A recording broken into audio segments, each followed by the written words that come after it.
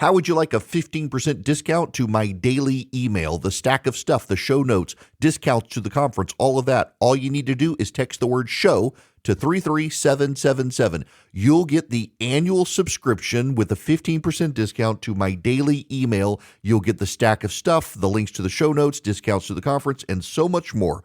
All you have to do is text the word show, SHOW, to 33777. Text show to 33777.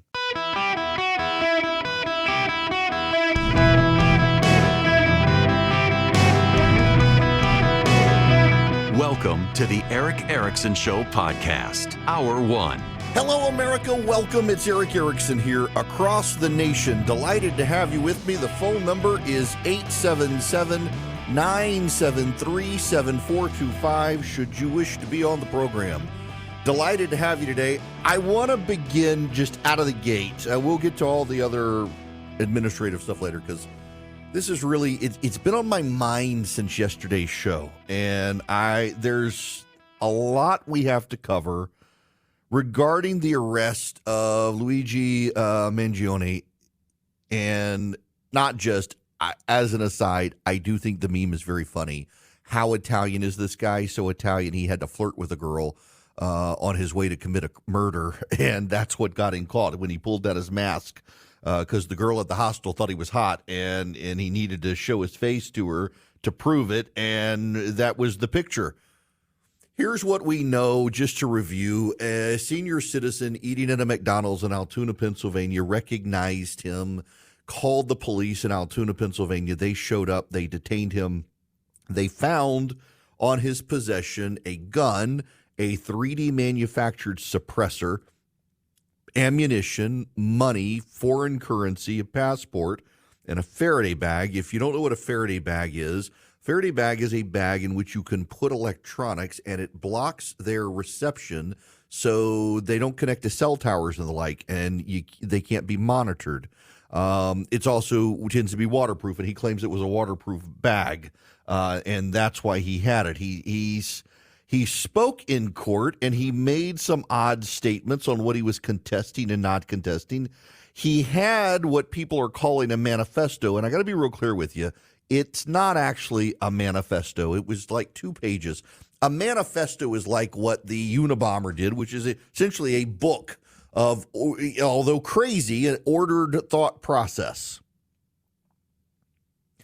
The guy definitely is an anti-capitalist progressive, but his mind is not an ordered mind, and he has lots of conflicting thoughts. Everybody has conflicting thoughts, but his ideas really did conflict. He was very much into climate change, very anti-capitalist, hated insurance companies, but also hated the wokes. He had read books by libertarian and conservatives that he liked, but also was like a Bernie bro when it came to capitalism. What we know is about 6 months ago, he fell off the grid after back surgery, and his mind began to unravel as much as people can figure out. So, yeah, he certainly leaned left and had left-wing sympathies, particularly when it came to hatred of insurance companies, but he also had some thoughts that some would say were right-wing.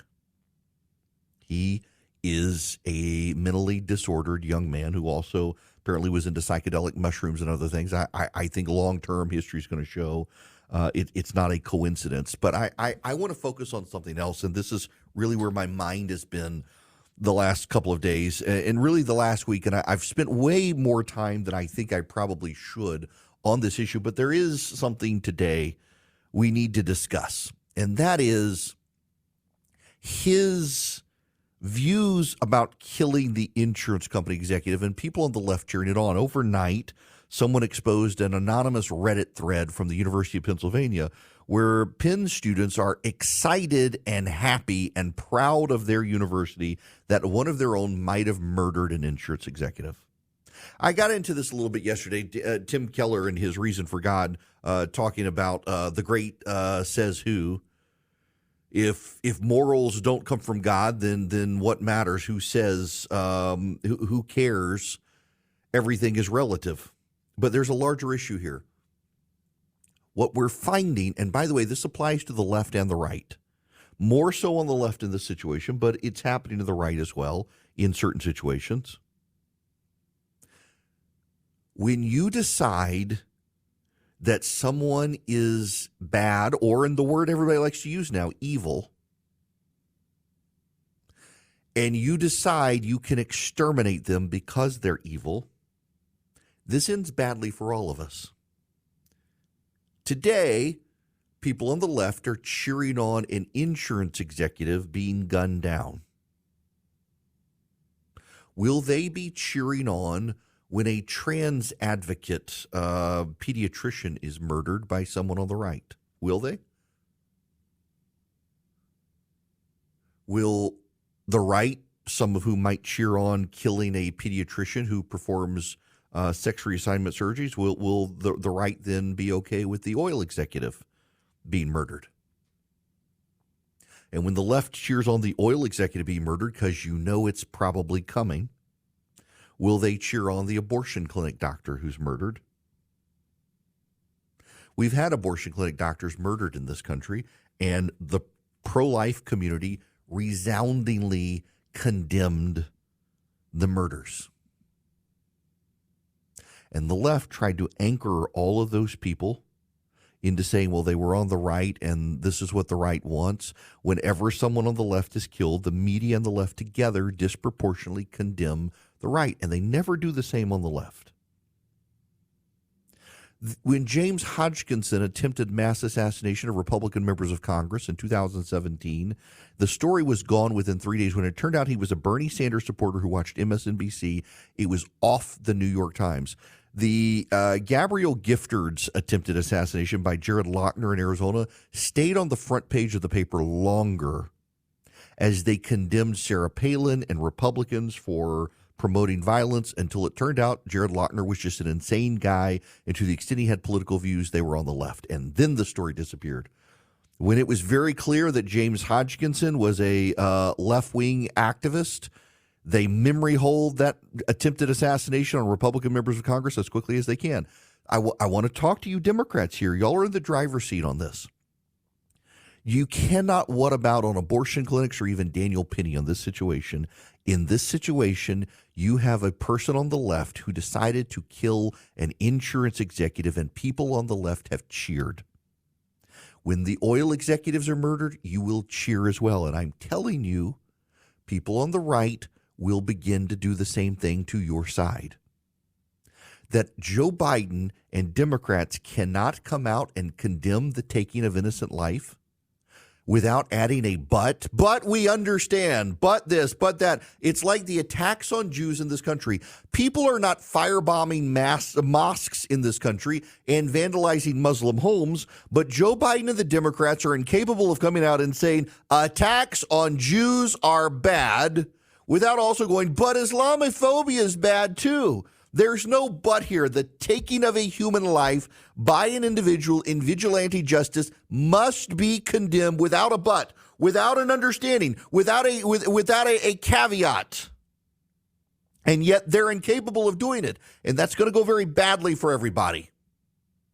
To my friends on the Democratic side, it is you in the driver's seat on this issue because it was an insurance executive who was killed, and it is the people on the left who are cheering this on. If your leadership on the left within the Democratic Party cannot stand up and say you cannot kill someone just because you don't like his job or the company he works for, companies are not inherently evil. They're just a group of people who you disagree with, except on both sides now, we're getting this idea that anyone I disagree with is evil.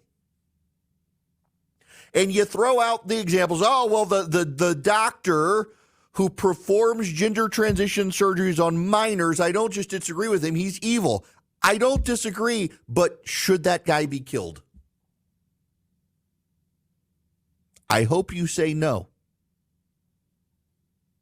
But this is the issue as well with the left. If you're going to say these things are acceptable, you can't, on the left, say it's acceptable when we decide to kill. You can't decide which groups you think are worth killing. Either it's all or nothing. And we should all be terribly bothered that people on the left, including in politics, don't want to come out without adding a but. It would diffuse the coming terror if Elizabeth Warren and Bernie Sanders and Joe Biden came out and said, there can be no but when it comes to taking a human life. There can be no understanding. There can only be condemnation. And if you can't understand that, you need to step back and touch some grass. Because I've heard it from people trying to understand. I get the frustrations, all that, but when you go from I'm going to take this guy's life to taking a life is wrong, but I understand, then you have to apply it to the CEOs of the oil companies, and you have to apply it to the doctors who perform abortions and gender transitions, and you have to apply it to the teachers who put up rainbow flags in their room where people accuse them of indoctrinating, and you have to apply it to conservative talk radio show hosts like me, and you have to apply it to Trump supporters, and you have to apply it to Kamala Harris supporters, and you have to apply it to everyone, because you do not get to define the exception to the rule. You don't get to do that. None of us get to do that. And if your group, your tribe decides we get to define what comes after the but, then everybody gets to define it, because you can't stop it. You can't put your finger in the dam and stop the water from coming out at that point. It's either no one should be murdered for the job they do and the affiliations they have, or there's a but. And if there's a but, then all of us get to add our preferences afterwards, and you can't control it. So Joe Biden, Elizabeth Warren, Bernie Sanders, Alexandria Ocasio-Cortez, you should come out for your own lives' sake, frankly, and those of your political supporters and those of the businesses and industries you support, you should be able to come out and say, there can be no but here. Taking a life is wrong. Period. End of story. But you can't. You can't do that, and that's the problem, and that's why it's going to get worse. You're not mentally, physically, or philosophically capable of doing that, because some of you deep down privately think, yeah, he probably had it coming. And if you think that, there are going to be people on the other side who think that. We just had 2 attempts on Donald Trump's life, and many people, even in the media, were kind of like, he kind of got it coming. When you start adding those justifications, even if, it was bad, he shouldn't have, but he kind of had it coming. The but explodes this thing for all of us. Brian Thompson should not have been murdered because he was fearfully made in the image of the living God. Period. End of story. There's no but there. Brian Thompson happened to be a self-made man and an insurance executive, and because of the company he works for, he doesn't deserve to be killed. The President of the United States, despite your angry objections to his policies, does not deserve assassination. The doctor who performs abortions does not deserve assassination. Let God deal with them. The problem is, on the left, they don't have God anymore. They only have themselves. And they are choosing to take it upon themselves to be God. If Democratic politicians, and I'm laying the marker down now, if Democratic politicians are not willing, and I'm not talking about a John Fetterman who's done it, but a president of the United States and the leading progressive voices in the country, including Barack Obama, if they are not willing to come out and say, there's no but here. No one in this country deserves death, and it is not justifiable in any way, shape, or form in any circumstance just because you don't like the person or you don't like the business or the industry they worked in. There's no but here. You cannot go around killing people who you don't like, or whose businesses you don't like, or whose industries you don't like, or whose politics you don't like. There's no but. You cannot do this. If none of them are willing to do it, you're going to have more people on the left say, first insurance. Well, it's the oil company CEOs who are killing the planet. We better take them out. And then you're going to have people on the right reciprocate. You either stop it now and excise the but from the sentence and denounce murder, or you're going to see more of them. This is the world in which we live. Everyone has decided they are judge, jury, and executioner because there is no God. And this is starting from the left, but it will not stay there. And for those of you who want to justify it with Daniel Penny, and you can't rationalize people were physically fearful of this guy on the subway. No one was physically fearful of Brian Thompson walking down the street. If you can't nuance it, your brain is broken. You're contributing to the problem. There will be more violence. We either stop it now or it's going to spread. Hello there. Welcome. It is Eric Erickson here across the nation. I want to play for you a clip of Alexandria Ocasio-Cortez, who was interviewed about Daniel Penny in New York. Essentially said that he would do it again if necessary, if there was a present threat. What do you make of the comments? Well, doesn't that, I just feel like that tells us everything. If we do not want violence on our subways, and the point of our justice system is a level of accountability to prevent a person who does not have remorse about taking another person's life. I mean, even people who have engaged in manslaughter or have taken a life accidentally express remorse. And so the fact that a person may express no remorse indicates that there's a risk that it may happen again. That's nonsense. That's absolute nonsense. What people on the left refuse to distinguish between Mangione's alleged shooting of Brian Thompson and what Daniel Penny did is people on that subway physically felt threatened by the insane schizophrenic homeless man. One woman in court testified. She was with her child in a stroller, and she removed her child from the stroller and put the child behind the stroller, using the stroller as a shield from her child because she believed that the schizophrenic homeless man was going to hurt her child. Brian Thompson was walking down the street and shot in the back, not physically hurting anyone. And before anybody wants to go into the abstracts of, but he was in charge of an insurance company, no, I'm sorry, that's not the same thing. And if you can't understand that, you are mentally broken, should surrender your right to vote and check yourself into a mental institution. AOC may need to join you if she can't distinguish these things.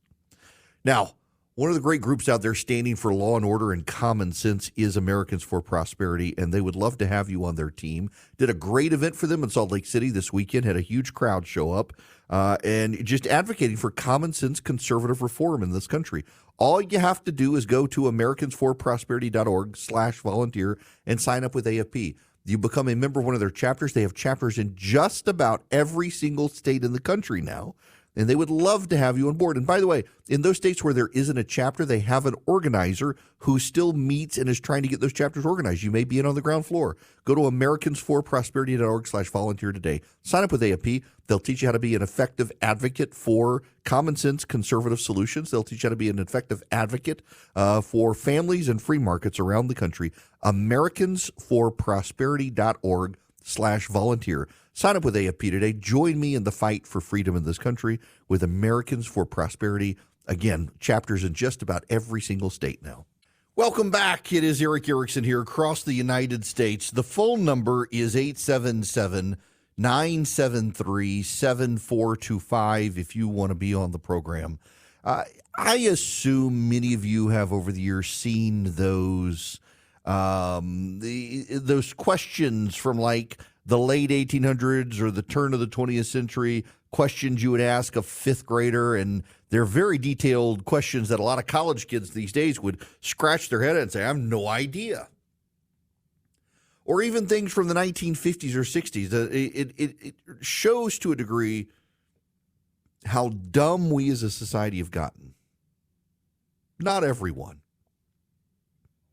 But, I mean, we know school scores, literacy rates, the ability to do math have gone down, and thanks to the indoctrination in our public schools and even some colleges, critical thinking skills have collapsed. The ability to distinguish, for example, between bad and labeling everything evil, and this is a pet peeve I have for my own side, honestly, is that a lot of people want to label the other side evil so quickly. Many of you listening right now want to label the other side evil, and I get it on abortion, transgenderism, all that stuff. But, you're a sinner too. And you have a hard time ever attributing evil to yourself. And it's the thing I try to get people to understand is that no evil person wakes up in the morning, looks in the mirror and says, how are we going to be evil today? No, every evil person, even Hitler, thought he was doing good. And when you approach everyone by saying you're doing evil, well, they are immediately going to tune you out. You're never going to get someone to understand what they're doing is bad or wrong or evil when you're immediately, oh, you're evil. It's like the person who stands outside the gay person's home with a bullhorn and tells them to repent or burn. They're going to think you're a biblical donkey. They're not going to change their lifestyle. And we on our side oftentimes are so quick to label the other side evil. And I acknowledge the evil, but at the same time, approaching it from that way, which has a religiosity to it in a secular world, it's unhelpful. But there is evil. Both sides, however, though, when they decide to determine that the other side is evil, all they do is ramp up their own side's agitation. And it continues to be a ratchet, and it's getting tighter and tighter in this country, and it's not going to unwind itself or unrestrict itself. And part of the problem of the left is the Ivy League. Luigi Mangione went to Penn, where they have been overwhelmed with anti-Semitism. In the Middle East, there are madrasas.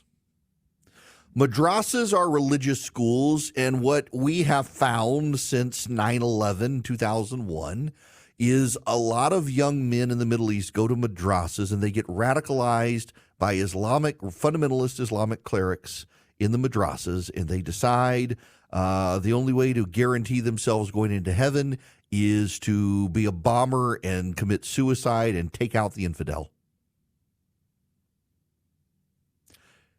The Ivy League in this country and many private institutions of higher learning in this country are becoming madrasas for progressives, and they're radicalizing them. And they're turning to violence. We don't talk enough about this. You see, here's the thing. It is the Christmas season, and I'm going to do a mild bit of theology here. Just buckle up, brace yourselves. Religion doesn't go away. Every person is religious. Even an atheist is religious.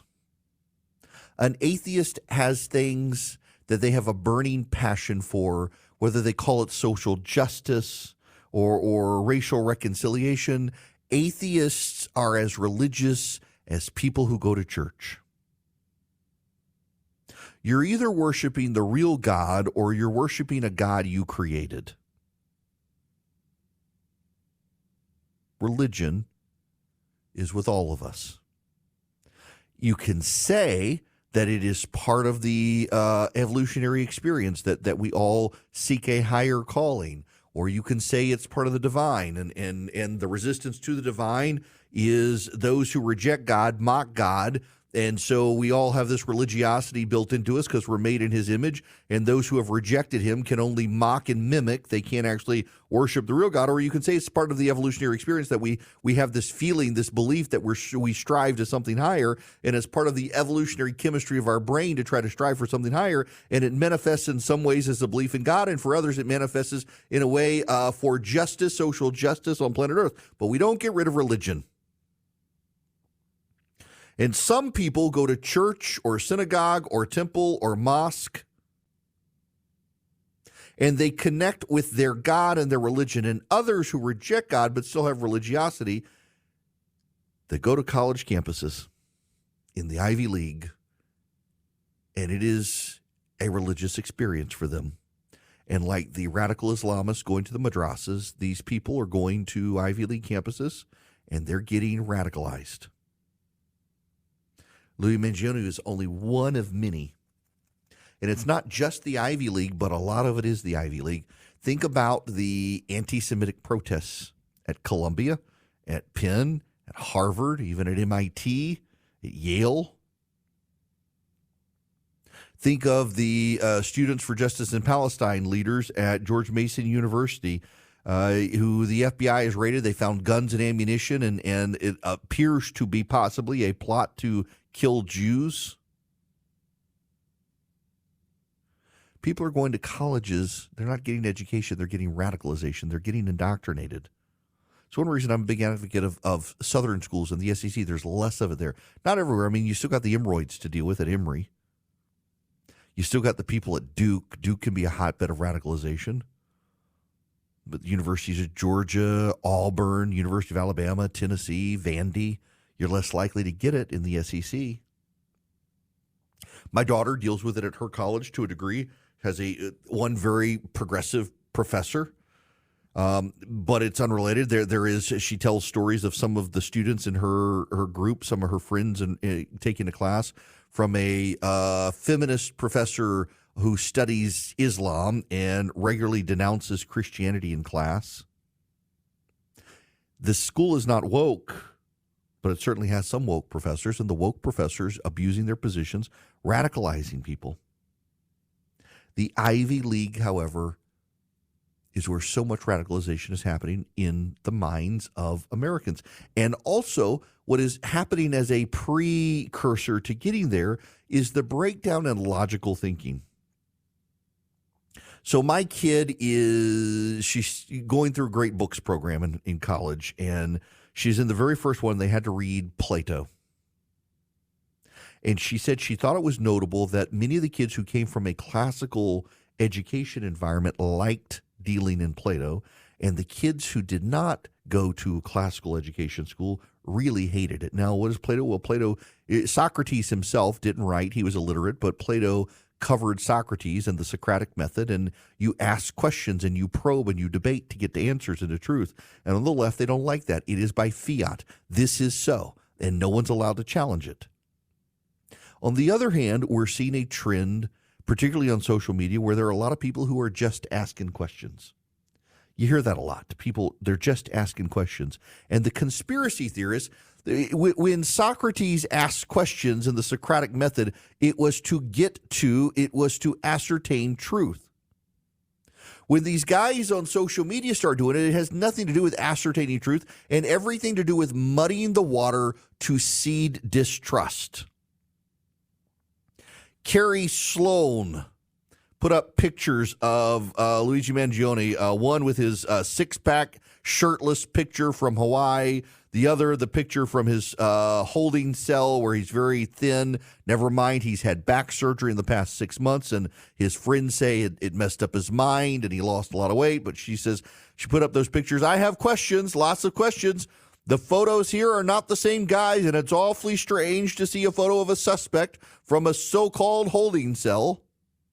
And there's Kyle Becker, who seeds all this sort of nonsense online. I think he likes to just ask questions, and he highlights the oddity of Luigi Mangione. Doesn't question the gun, doesn't question the 3D printed suppressor in his bag, but he questions the cash and says the cash, it wasn't his cash. Maybe it was planted on him. And he questions the Faraday bag, says it was just a waterproof bag. And then it says, do you believe him? Followed by, apropos of nothing.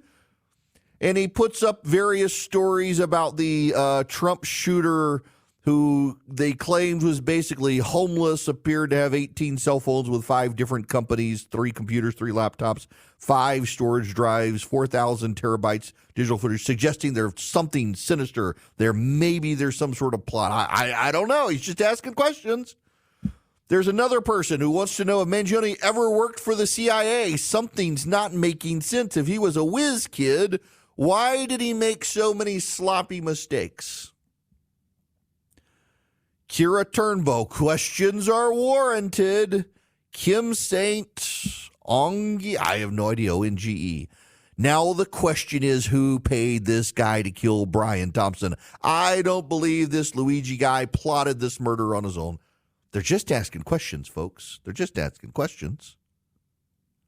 Put up on Twitter. I suspect we're about to witness something on Twitter. The people who were suspicious it took so long for the cops to find a suspect will now suggest perhaps the suspect they found is a setup, and some lady named Mary Underwood reply back, it clearly is. Think about it. What am I going to think about? So we went from you can't trust the feds to we can't trust the local police in Altoona, Pennsylvania now. It was maybe none of them, they want to ask a lot of questions about how do they find this guy. None of them want to ask this question. Why would the Altoona, Pennsylvania police put foreign currency in this guy's backpack and a Faraday bag just to muddy the water? What interest do they have in helping sow doubt about a murder 300 miles away? None. They have none.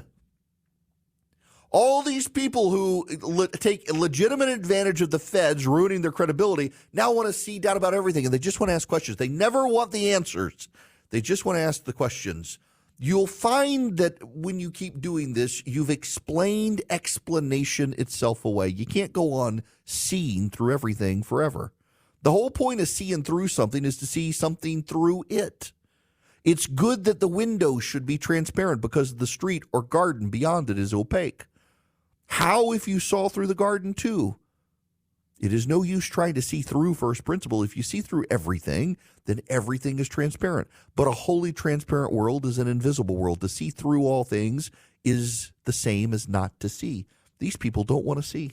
I want to know how many of them have monetized their Twitter accounts. Our society is dangerously close to spiraling out of control.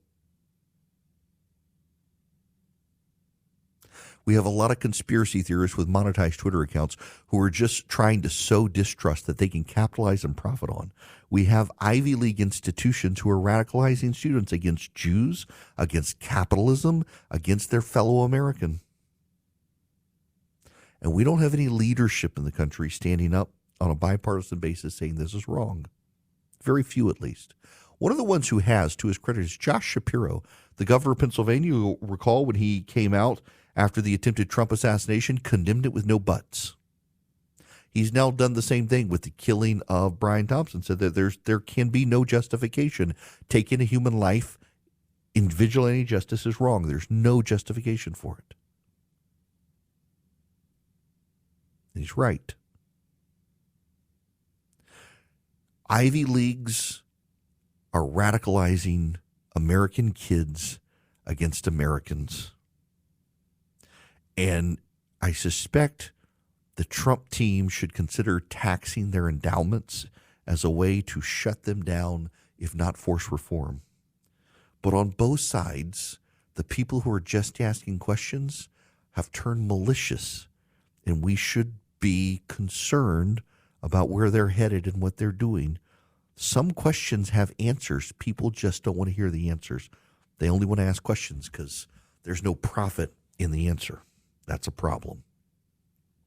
Let me tell you about my friends at Vision Computer before I get out of here. If you're looking at buying a computer for Christmas, they can take your old computer and transfer all the data, transfer all the files, transfer all the apps, transfer all the settings, transfer all the preferences. They can even transfer your email. They can help you with printer support. And then you get their world-class 5-star customer service for free. Where if you ever have a question, you get a special phone number to call, and they can answer you in 15 seconds or less. You don't get put on hold. You don't go through the call, phone tree, no hop less manual, press whatever. You just get someone on the phone, you tell them what's going on, and they help you. They can even remote in if need be. All you have to do is call them at 404-COMPUTE and tell them I sent you. 404-COMPUTE, any one of you nationwide. Even if you're up in Kalispell, Montana, if you're in Sacramento, California, if you're in Miami, Florida, if you're up in Hartford, Connecticut, they can help you. They can build your computers. They can save you money. And if you're a small business and you need to upgrade before the end of the year for tax purposes, let them help you anywhere nationwide. And then each computer comes for free with the tech support. And if you just want the tech support, you don't need a new computer, call them at 404-COMPUTE. And for $179 a year, they can be your tech support solution. If you're a freelancer, if you're in the gig economy, if you're a small business, let them help you. 404-COMPUTE. Tell them I sent you. You save some money. 404-COMPUTE or visioncomputers.com. Hello, welcome. It's Eric Erickson here. The phone number is 877-973-7425 if you want to be on the program. As always, if you will text the word Eric, E-R-I-C-K, to 33777, you get the show notes, the podcast, the live stream, social media, all that sort of stuff. I am putting together the Christmas program. You'll be able to get it for podcasts. We'll, of course, air I think Christmas Eve and Christmas Day. lining up some good conversations. Going to play a couple of old conversations that I thought were great as well. So stick around for that. This hour of the program brought to you by First Liberty Building and Loan there in Noonan, Georgia. Don't let that discourage you if you're in Kalispell, if you're in Springfield, Illinois, wherever you are. If you're in Grand Forks, North Dakota, listening to us. Yes, I'm on in North Dakota. They can help your business grow. They love to help businesses nationwide. Reach out to them. FirstLibertyGA.com. You need access to capital? They've been making their decisions since the 90s by themselves. They make their own decisions. The better credit you have, the faster they can move. FirstLibertyGA.com. FirstLibertyGA.com. Y'all, I got to just comment real quick that the President of the United States, I think, has very smartly, and I'm talking Donald Trump, has laid a trap for Christopher Wray. Christopher Wray is the FBI director, and he says he has no intention of resigning his position. But here's the thing. Under precedent, if Donald Trump comes into office and waits for Congress to go on recess and fires Christopher Wray, then Donald Trump can appoint Kash Patel to the position. If Donald Trump fires Christopher Wray and Congress is not in session, Trump can appoint Kash Patel. But if Christopher Wray resigns his position, one, he keeps his pension. He doesn't if he's fired. But two, if he resigns before Donald Trump can fire him, and while Congress is in session, the president cannot appoint without Senate confirmation. He's forcing Christopher Wray's hands. Now, Charles Grassley, the senator from Iowa, came out yesterday very forcefully and said to Christopher Wray, you need to resign. I don't have your back. I'm not going to support keeping you. You have run an office that seems like it's not even accountable to Congress. You're done. Wray is going to need to leave his office if he wants to stop Kash Patel from getting directly appointed. So there you have it.